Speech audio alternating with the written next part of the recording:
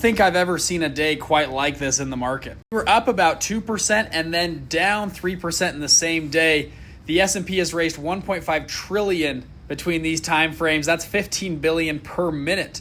The craziest part, there's not a single material headline out. At a fear greed index of 8. That is one of the lowest I've ever seen. Only main news was that we got actually a really good jobs report. We added 119,000 despite only a 50,000 expected. The other main news was that Nvidia crushed earnings last night. Defied expectations. Everyone was selling off because Nvidia's going down, and bam, everyone was excited, and then it went right back to the mean. Everyone's saying, right, AI bubbles popping, all these data center construction. Well, AI is the last invention humanity ever needs to create. So what's the cost of the last invention humanity ever create? Well, right now, over $1 trillion we've spent. Sam Altman estimates maybe 10 to 12 trillion for the full OpenAI build out.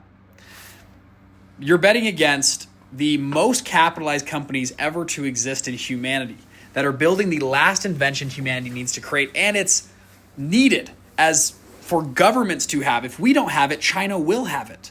So governments, like the United States government, is needing this invention to happen. Otherwise, we're all going to be speaking Mandarin Chinese in a few years. Now, investors are moving to risk-off positions as we have a pretty historic rally here, which kind of makes sense. Also, chances of a rate cut right now at 60% of no change, 40% of a change in December. I sit here and I go, it just feels... I don't know. I actually kind of think like Tom Lee a little bit. He goes, I believe we're going to have a monster move in the next 40 days for crypto assets and other assets. Interesting rumor as well that a few crypto funds blew up on this October 10th flash crash. So this was the largest single liquidation event in history.